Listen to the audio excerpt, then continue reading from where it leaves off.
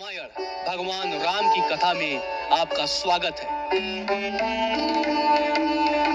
रावण से युद्ध के दौरान युद्ध क्षेत्र में श्री रघुवीर जी क्रोध करके बाणों की छड़ी लगा रहे हैं, जिससे राक्षसों की सेना घायल हो रही है।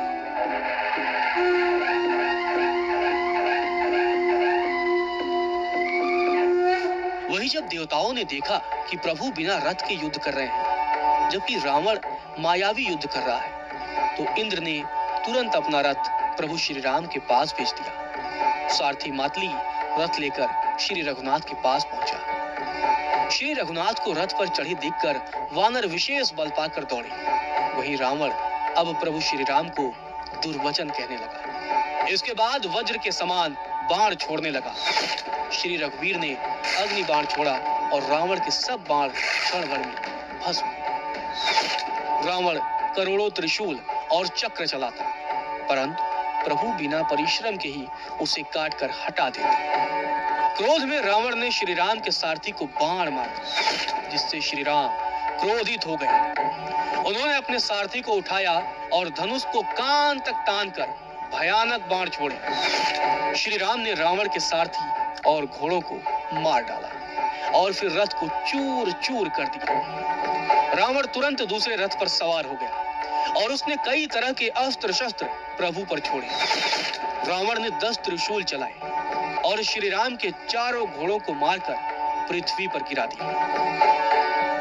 घोड़ों को उठाकर श्री रघुनाथ जी ने क्रोध करके धनुष खींचकर बाण छोड़े।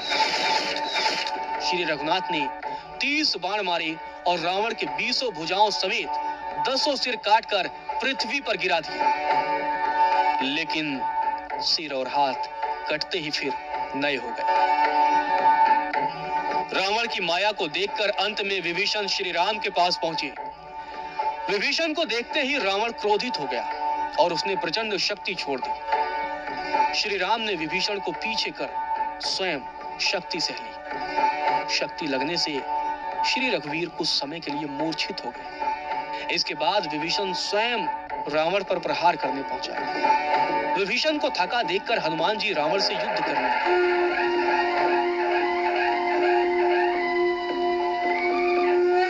दोनों में भयानक युद्ध होने लगा। इसके बाद प्रभु श्री राम फिर उठ खड़े हुए और उन्होंने रावण की भुजाएं और सिर काटना शुरू कर दिया। लेकिन रावण की भुजाएं और सिर जुड़ते जाते।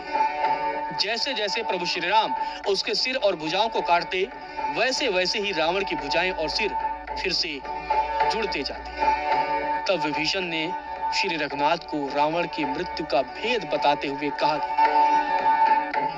नाभिकुंड पीयूष बस आके, नाथ जियत रावण बल ताके।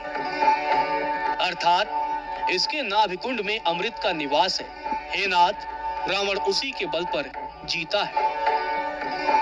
विभीषण की बात सुनते ही श्री रघुनाथ ने विकराल बाण निकाले और 31 बाण छोड़े।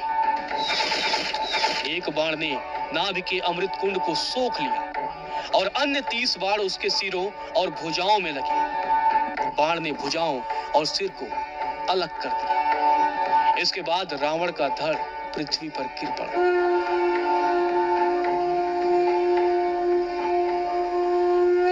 रावण के मरते ही देवता और मुनियों के समूह फूल बरसाने लगे और श्री राम की जय जयकार करने लगे। रावण की मृत्यु के बाद श्री राम ने हनुमान जी को लंका भेजा और कहा कि जाओ जानकी को कुशल समाचार सुनाकर चले आओ।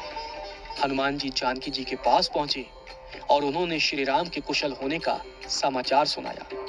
रावण वध की जानकारी दी, जिससे जानकी जी हर्षित हो गई। इसके बाद हनुमान जी श्री राम के पास पहुंचे और उन्होंने जानकी जी का कुशल समाचार सुनाया।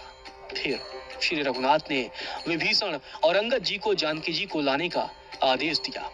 सीता जी के आने पर श्री रघुनाथ ने अग्नि परीक्षा ली, क्योंकि हरण से पहले सीता जी स्वयं अग्नि के पास चली गई थी। यह लीला लक्ष्मण सहित कोई नहीं जानता था।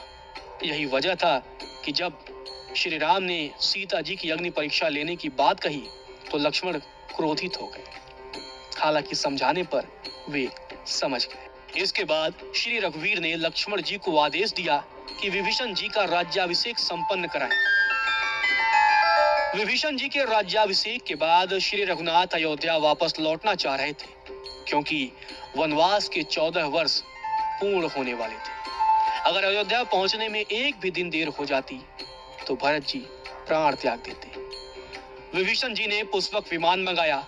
सुग्रीव, नल, नील, जामवंत जी, अंगद, हनुमान और विभीषण सहित अन्य कुछ वानर रथ पर सवार हुए। अयोध्या लौटते समय श्री राम ने वन में ऋषियों के दर्शन किए। प्रयागराज पहुंचने के बाद श्री रघुनाथ ने त्रिवेणी में स्नान किया और हनुमान जी को समझाकर अयोध्या भेजा और भरत का समाचार लाने के लिए कहा। अयोध्या पहुंचकर हनुमान जी ने श्री राम के सकुशल वापस लौटने का समाचार सुनाया तो भरत जी हर्षित होकर अयोध्यापुरी आए और उन्होंने गुरु जी को सब समाचार कह सुनाया।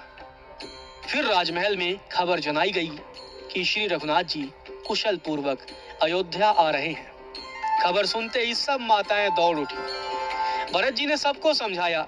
अयोध्या पहुंचने पर श्री रघुनाथ छोटे भाई लक्ष्मण समेत गुरुओं के चरण कमल पकड़ लिए।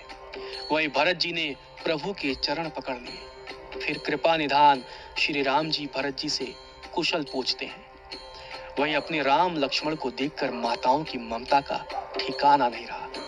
फिर श्री राम जी ने भाई लक्ष्मण सहित माता कौशल्या, माता कैकेयी और माता सुमित्रा की शरण वंदना की।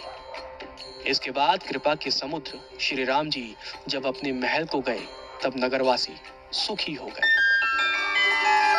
आखिरकार गुरुओं की आज्ञा के बाद राम का राज्याभिषेक कराया गया। ब्राह्मणों ने वेद मंत्रों का उच्चारण किया। सबसे पहले मुनि वशिष्ठ ने तिलक किया, फिर उन्होंने ब्राह्मणों को तिलक करने की आज्ञा दी। पुत्र को राज सिंहासन पर देखकर माताएं हर्षित हो गईं और उन्होंने बार-बार आरती उतारी। राज सिंहासन पर श्री सीता जी सहित सूर्य वंश के विभूषण श्री राम जी के शरीर में अनेकों कामदेवों की छवि शोभा दे रही है।